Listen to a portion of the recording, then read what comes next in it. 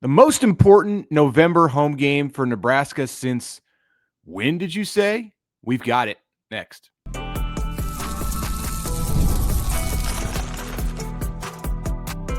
You are Locked On Nebraska, your daily Nebraska Cornhuskers podcast, part of the Locked On Podcast Network, your team every day. Hello, and thanks for making Locked On Nebraska your first listen every day. We are free and available wherever you get podcasts and on YouTube, part of the Locked On Podcast Network, your team every day. And today's episode is brought to you by GameTime. Download the GameTime app, create an account, and use the code LOCKEDONCollege for $20 off your first purchase. All right, welcome. It is Monday. Connor Happer and Mitch Sherman with you. Know it's a big game week when it is Monday. And we're already going to be talking about the game upcoming this Saturday. And You combine that with the fact that it was sort of an uneventful win for Nebraska on Saturday, which, I don't know, we haven't had a lot of those around here, but we did have one this past Saturday against Northwestern.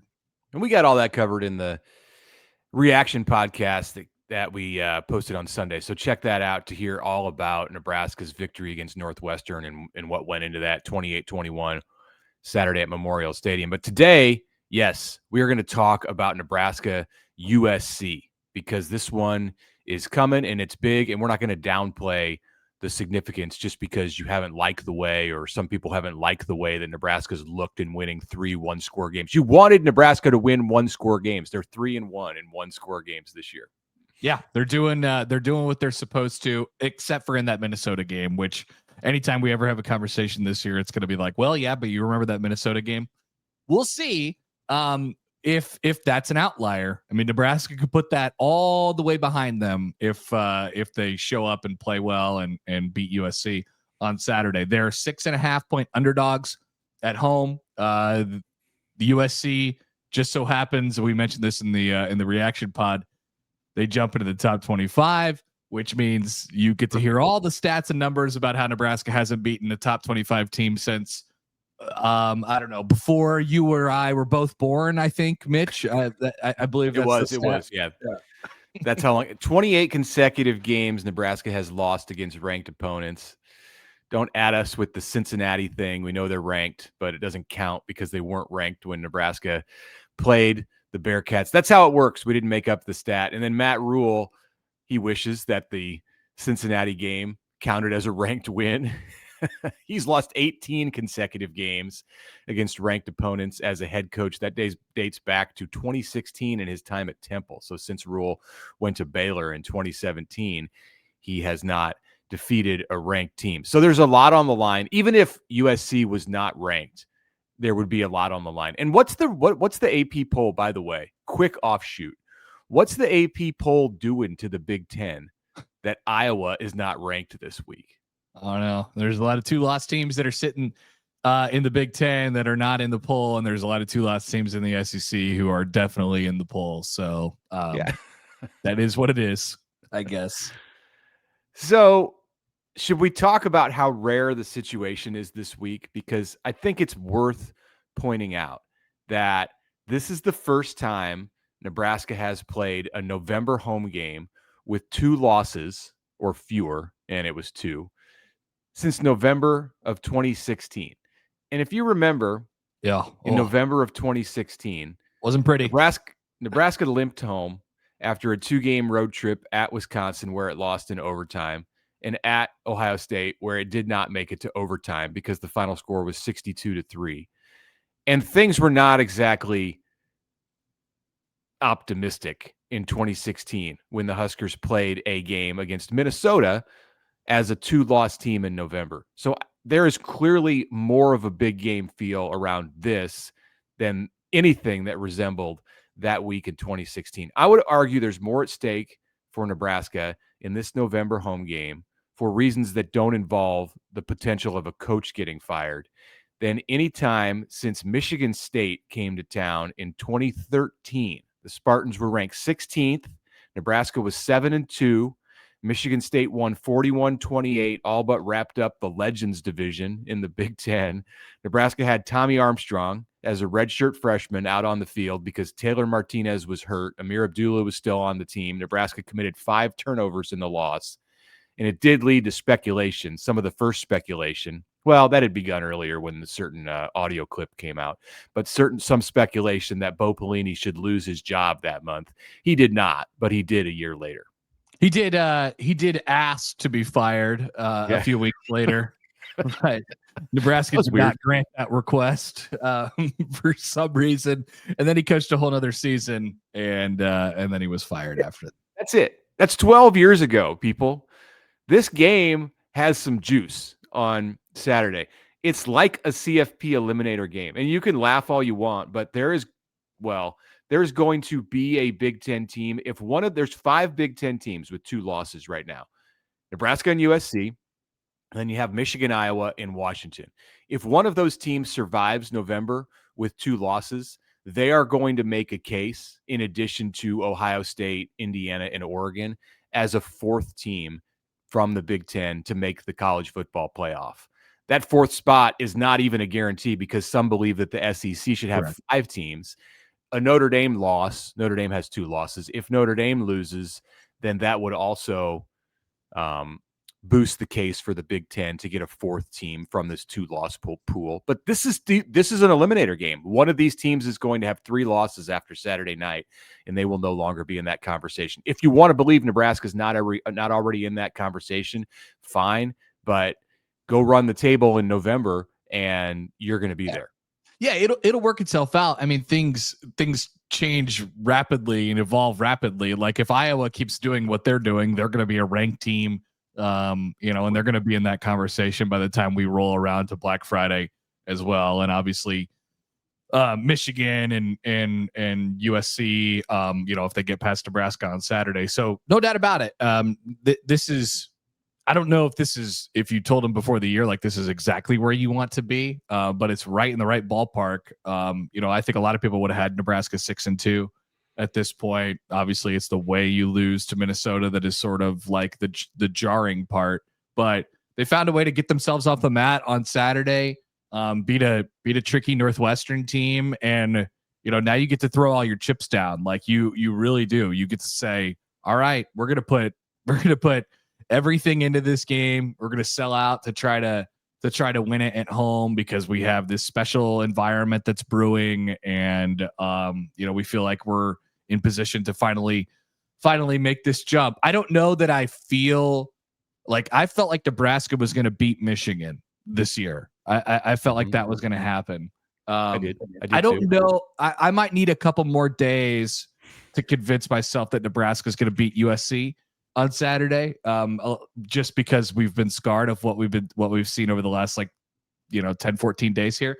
But I don't know. I can't wait to see how they're going to play it. I mean, there's a lot of fascinating parts of this. And then, like you said, Mitch, I mean, they have 17 monkeys to get off their back here. It's another opportunity to do that. I think the big thing that we and college football fans in general just have to kind of adjust to is what the reality is in the sport right now. So aside from Nebraska being 6-2, here are some teams that are 6-2. Texas, Oklahoma, Michigan, Tennessee, Missouri, Utah, USC and Notre Dame are 5-2. And then teams with worse records than that, you have Auburn, Penn State, Florida, Florida State, Virginia Tech, and LSU. So LSU fired its coach on Sunday night. Brian Kelly's going to get $50+ million to go away. He's had 3 9-win seasons at LSU. This is his 4th year. That was not good enough. LSU had a 4-score loss on Saturday night against Texas A&M at home. This was an emotional decision, but the stuff that's going on in the sport, people are having a hard time, and this applies it to Nebraska too. People are having a hard time accepting the changed reality of the sport that teams outside of the top 3 or 4 just don't play a dominant brand of football anymore. It is again, for the 20th time to say this in 2025, it is like the NFL when you get into the SEC and the Big Ten. Yeah, make no mistake about it. I mean, USC has got flaws too, and Nebraska will have to and obviously Nebraska does. we're more familiar with Nebraska's flaws because we've watched them play 8 games this year, and chances are you haven't watched USC play 8. Yeah. So I mean, I think that's a common thing probably in college football. We hear it a lot around here because just this fan base is so, so in tune and they know kind of what's going on. But no doubt, the sooner you accept that, like, hey, I don't know if they're like a super complete team, but they're giving themselves chances to win almost all of these games, except for the one game where they definitively look different, right? Nebraska's played 7 games almost one way, on a certain plane. Not that there hasn't been peaks and valleys in there, and they've played one game that's looked a little bit different.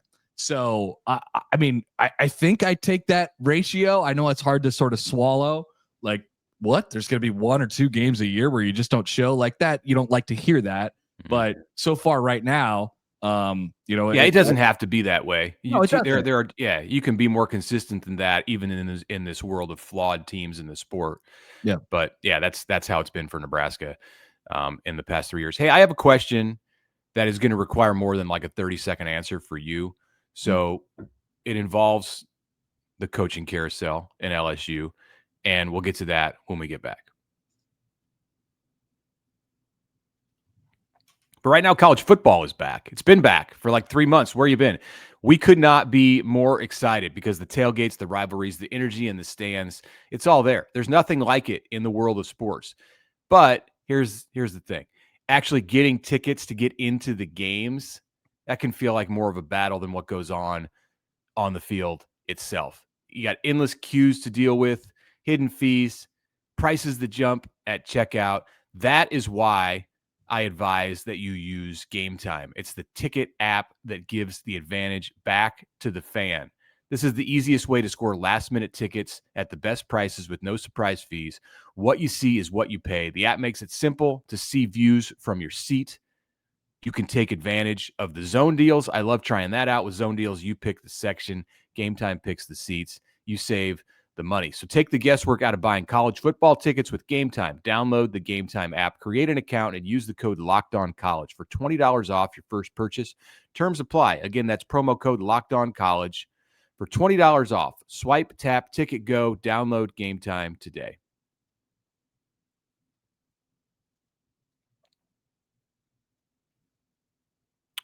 Okay, welcome back. Monday episode of the Locked On Nebraska podcast. Matt Rule will meet with the media later this morning in Lincoln to talk about USC. I would hope we're going to talk about USC. I think we're talking USC. Yeah. What's coming up here this week?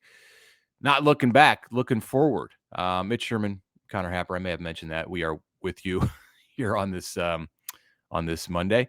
Okay, I got a question for you, Connor. In watching that LSU stuff that happened on Sunday night. So Brian Kelly was unceremoniously dismissed.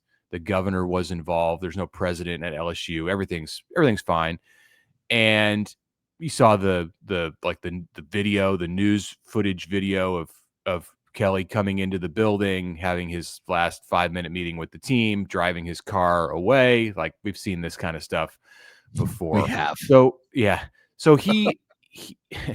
he throws a new twist. The LSU job being open and Brian Kelly being on the market throws an incredibly interesting new twist into this coaching carousel, which is already wild and getting more wild. This is the 3rd SEC job that is open. Arkansas and Florida were first. Of course, Penn State is open in the Big Ten. You have jobs in the ACC, Virginia Tech, the Big 12, Oklahoma State. There's a lot happening. Does Brian Kelly change things for, let's just say, Penn State? I was going to say the whole situation. Like, he could get a big job. He has not failed, like fallen on his face bad at LSU. 34-14 was his record there. Played 11 games against ranked teams over the last 4 years. Well, no, I think he had 11 losses. Anyway, they play a good schedule. He's had some success. He's from the Northeast. You wouldn't know from his introductory statement at LSU 4 years ago, but will he be in play at Penn State? Yeah, I think I think it's easy to draw that conclusion because he becomes candidate 1B on the market or 1A, however you want to look at it, and that's job 1A or 1B. It's funny. You have LSU's the best job available. He's not getting that. And then you have Penn State and Florida. Yeah. And then the two candidates that are candidate 1A and 1B are Brian Kelly and James Franklin, which are the two people that were fired from each of those jobs, which is sort of funny. They could switch jobs. If they could switch jobs, I don't know. I'm not hiring Brian Kelly if I'm Penn State. I don't think that's what they need at this given moment. But he would be more of a fit culturally for them than he ever was at LSU. I don't know with his personality, or at least how it appears his personality works. You've seen him pounding the table and yelling in press conferences and being very disingenuous about maybe who he is. That comes from early in his time at LSU. And I don't know if that's a fair critique of him or not. It's just how it appears. He's just a disingenuous person. Yes. Yeah. He's just, I never believe anything that he says. Yeah. Right. That's not what Penn State's looking for in this situation. Yeah. But he's won big games. He has experience on a big stage. And of course, this is of significance to us, more importance to us, because Matt Rule continues to be a leading candidate, the leading candidate, whatever you want to make the however you want to make it out to be for that Penn State job. For whatever reason, it just feels like that Penn State thing. They're not big name hunting. He is definitely a big name in the college football coaching world, but it just doesn't feel like Penn State is going to turn right back around and then without due diligence go back in and just hire the biggest name they possibly can. That just feels like it'd be a mistake. Does it feel like that to you because you're believing the conversation that they're fixated on Matt Rule? Or no, you just feel a bigger picture about that with Penn State? I think that job in particular, and then it's not like Ohio State in that way where you can go and do those things, but it's also Kraft, kind of knowing him a little bit more. We've had we've kind of understood him a little bit more over the last couple months, but not only that, over the last couple of years. And then, probably the Rule thing, I guess, clouds your judgment a little bit. If he's the top guy, like I couldn't think of two more opposite guys than Brian Kelly and Matt Rule. I mean, those are complete, not only in terms of resume, but in terms of, just how they are as people as well. So I don't know. I just don't see that as like a quote unquote fit. I agree with you, but the thought did cross my mind on Sunday night because of his ties. And then LSU, I guess it's everybody in the SEC, not Arkansas, but the other two that are open in the SEC are just going to have a bidding war for Lane Kiffin. That's the other fascinating thing about this cycle. I mean, it's not like there's a whole lot of names out there, which is interesting for a variety of different reasons. Like, I think number one, if I'm an athletic director, I would like to be in a situation where there's not a whole lot of obvious names out there and your fan base isn't badgering you to hire the highest win percentage guy that exists, because it gives you the flexibility to go after somebody that you actually think is a fit and can work for you. And so we'll see who's good at that and who's not this offseason. And like you said, Mitch, there's a lot more jobs that still are going to open, big ones, whether it be Big 10 jobs or SEC jobs or Big 12 jobs, whatever it might be. So I can't wait to see how these ADs and search firms or whatever sort of approach this thing, if they get past the obvious first candidate. If every single SEC job, they can't all hire Lane Kiffin, right? Mm-hmm. And I don't even know if Lane is going to leave. So he might just stay in Oxford. To loop Rule back into this. So I heard, and we'll get to Nebraska USC in a minute, but I heard on ESPN this morning Paul Feinbaum talk about Kiffin and how he boosted his resume or boosted his profile in the eyes of suitors at LSU and Florida on Saturday by winning at Oklahoma. And my first thought was, That's laughable. Like you are already a certain person as a coach. You already have a resume from years and years of coaching. Yes. Why does one win make you a better candidate? And then totally great point. Excellent point, Mitch. Okay, but I'm going to contradict myself. Oh no. Because there's something that I can see about that point when you are out in the market to hire a coach. Yeah, you're looking for the right person and the right fit, but it's also about timing. And right now, Lane Kiffin is smoking hot as far as like what he can do for generating excitement within your program and appealing to recruits. If Florida or LSU rolls him out in a month as their coach and he continues to win in the interim at Ole Miss, he is unequivocally a better hire for those schools, despite being the same coach that he was 2 months ago, because of what he can bring you, the publicity that he can bring you, just like the momentum and energy, what he can do for you in the transfer portal era. That's a big part of it. Can you go out and now get a bunch of 5-star transfers who are unhappy with their schools that just lost their coaches, like Penn State and Florida, if Lane's not at Florida? So I think that factors into it with Rule too. When we talk about like, oh, Penn State is riding this wave, or Penn State fans are riding this wave. Rule loses to Minnesota. Oh, he's a bad candidate. He beats Northwestern. Now he's a little bit better. If he beats USC, oh, he's a much, much better coach. He's not a different coach, but he is a different candidate because of the buzz that he can generate for that school in the moment. And it's so important in the moment to make a good hire because you immediately go into the portal and start fishing. Yeah, that's true. Excuse me. It could get you a boost right up front. But let me ask this. Are you trying to, like, you do get points for winning the coaching search. You do get points for winning the coaching carousel, right? You get Bill Moose got points for standing up there in 2017 in December and saying, and we got the pick of the litter, but how'd it turn out for him? Are you trying to hire the best coach? Are you trying to win the coaching carousel? Right. You need to do both. You want to do both. And you could say if you pick a guy because he's hot, whether that's Kiffin or Rule or whoever, in 2025, and you win the moment in 2025, you could say that does nothing for you in your bid to make the college football playoff in 2027 or 2028. And the coach is the same person that he was, regardless of whether he was hot in November of this year for a couple of weeks. But maybe it helps you land 3 players out of the transfer portal in December or January, whatever, of this coming cycle, and you are in position to win a national championship in 2 or 3 years or compete in a college football playoff in 2 or 3 years because of that. Okay. Well, let's use practical examples. Now I don't know if this is exactly the description. Matt Rule and Deion Sanders were hired in the same cycle. Mm-hmm.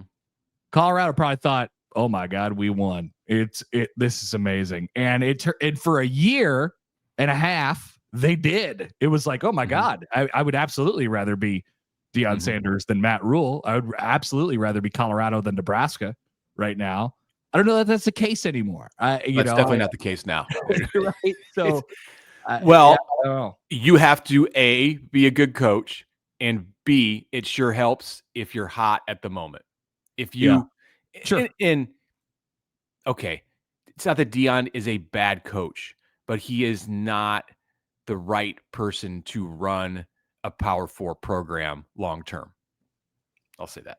Yeah, I don't know if you would have asked a year ago, you might have got a different response on that. But he's great when he had Travis Hunter and to a lesser degree, he's a bad example Sanders. For that reason, because he's kind of like, maybe he's the perfect example for that reason of hiring a guy because he's hot and what he can bring with him.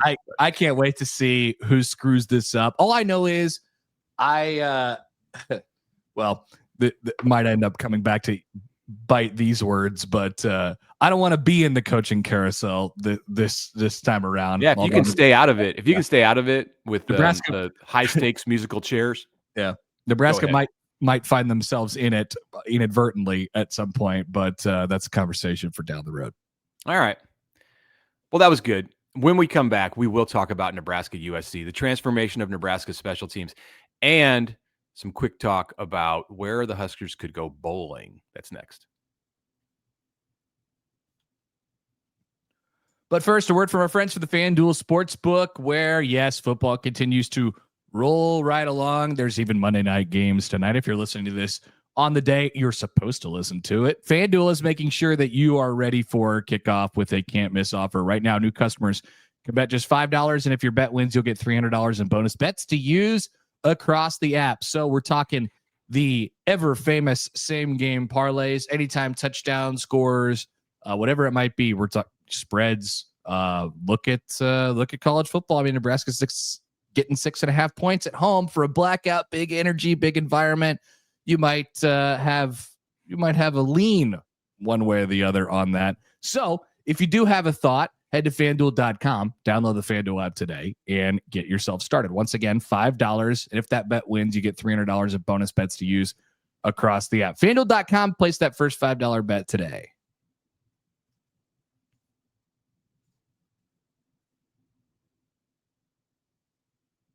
All right, I feel like we didn't do justice on the Sunday reaction pod. Let's take a couple minutes aside and talk about Mike Ekeler. This one's about another guy, and it's about Mike Ekeler, who has completely transformed Nebraska special teams into not only being serviceable, not only being good, but being a weapon and one of the more dangerous ones in, I don't know, the Big Ten in the country. It is clearly making a difference for Nebraska at this point in the season, and it'll have to continue to do so in order for Nebraska to get where they want to go.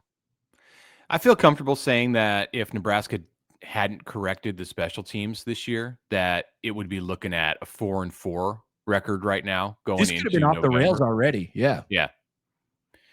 They're 6-2, so that's a big difference from 4-4. What he's done is, it's pretty remarkable. So some numbers: Nebraska's number 2 nationally in kickoff return yardage per attempt, number 7 in punt return yardage per game. They're number 3 in punt return yardage allowed. I believe it's 1 yard on the season that Nebraska has given up in punt return yardage. And then number 14 in yardage allowed per kickoff return. They've scored on a kickoff return, a punt return, and a blocked punt. And the punting and the place kicking, while not having those eye-popping numbers that the return and coverage units do, has been solid. Nebraska's not had a kicked blocked this year. Remember last year when all you were trying to do was get out of a game without having multiple kicks blocked, and they failed to do that like 3 times last year. Once in a win in the bowl game, weird times, and a win at Purdue. They missed a field goal, obviously, in the last game, and that may have influenced their decision to not kick a field goal the next time. Yeah, you're not going to be perfect, but right. Oh, they've been good with the field goals. That's it. You know, the kicking has generally been good. All the units, and then where you really make your money, you know, where you really have an opportunity to make a difference is in the return games. And Nebraska is now taking a kickback. I still feel like it's only a matter of time before they take a punt back, but they've had several good returns on the year. You know, they had another kick return earlier in the year that almost went for a touchdown. Kenneth Williams got caught. So that's it's 100% a weapon for Nebraska at this point. And I think it is completely fair to say, hey, well, if you have Nebraska special teams in the state that they were in last year, they would have 2 less wins at this point. Nebraska's down on the stats that has as 1 punt return for a touchdown, but that was the block. So they have not. I misspoke. They have not had a punt return for a touchdown. Barney had one called back. But yeah, it seems like they've been close. 288 punt return yards for Nebraska on the season. That ranks 7th in the country. So, all right, some other numbers that we can quickly talk about as we start to get into this game, and you look at like what's going to be important in the matchup. So USC defensively has some holes. USC is allowing 4.1 yards per rushing attempt. That's 75th nationally and 13th in the Big Ten. Nebraska's worse, by the way, in terms of yards that it allows per rush. USC is about the same with its defense statistically in terms of where it ranks in the league against the pass. And then overall defensively, the Trojans are allowing 365 yards per game. Just a slight improvement, about 15 yards better than what it was a year ago when there were problems with the USC defense. You remember Nebraska moved the ball well against USC last year. Well, at times last year in LA, it was a 28-20 win for the Trojans. This was the first game for Dana Holgorsen in charge of the Nebraska offense. He was flying by the seat of his pants. It was also the first start for USC quarterback Jaden Mayava, who now leads the Big Ten in passing yardage per game and yards per attempt. He's well over 10 yards per attempt. USC, in fact, leads the nation in passing yardage per game. So taking into account that stuff, like it could be an offensive day or an offensive night on Saturday at Memorial Stadium. Is that the forecast in the cold weather? It could be in the 40s for this game. Cold weather, lots of offense. Yeah, I mean, it ain't gonna be cold. I mean, it'll be like November cold, which is not early November. It'll be Halloween it'll cold. have a nice fall chill in the air, something like that. But nothing that'll affect the game. I was outside last Friday night, and this is late October, and there was just a little bit of moisture in the air. It was misting. It's terrible. I was so cold, and part of it's not being conditioned to it yet. It can get and the temp was like in the 50s. It can get cold, so we'll see what Saturday night. The 6:30 kickoff. It'll be dark at kickoff, and it could be cold, or it could be a nice 47 degrees. We'll see. Yeah.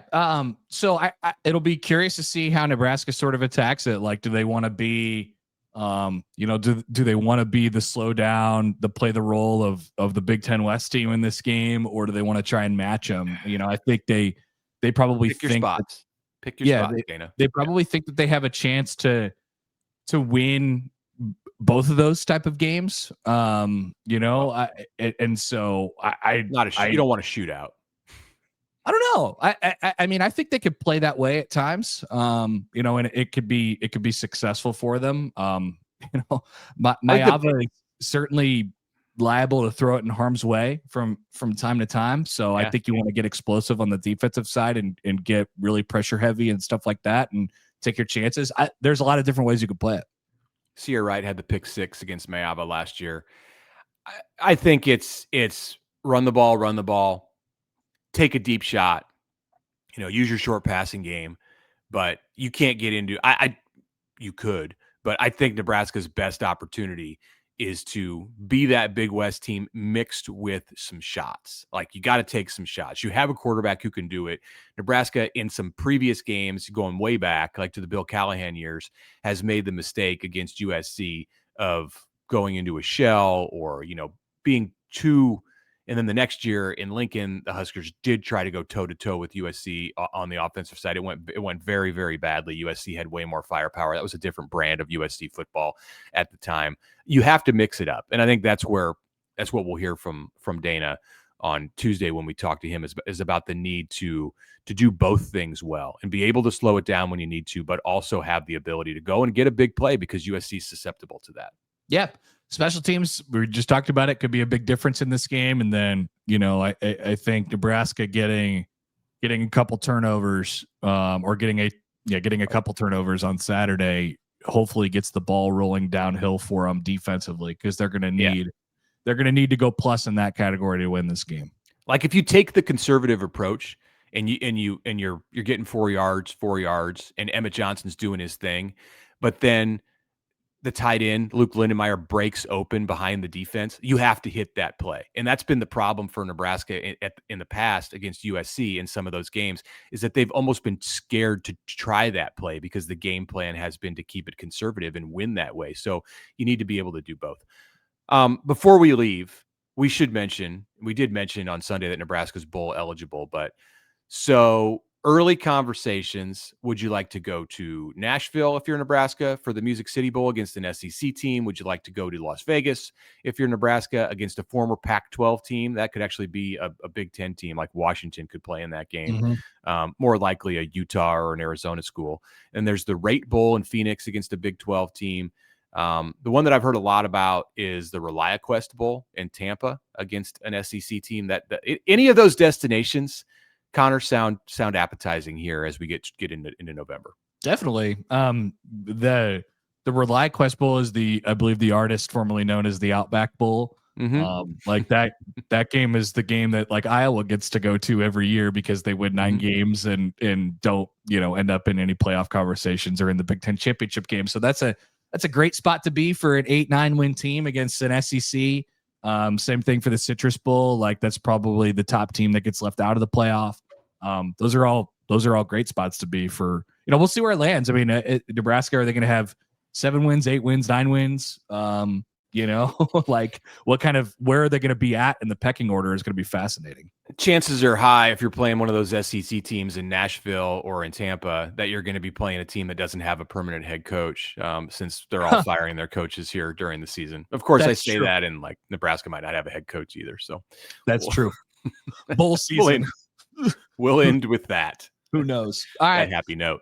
That is it for us today. Thanks for making Locked On Nebraska your first listen. For your second listen, you can check out Locked On Big Ten. Find it on YouTube or wherever you get your podcast. That is part of the Locked On Podcast Network, your team every day.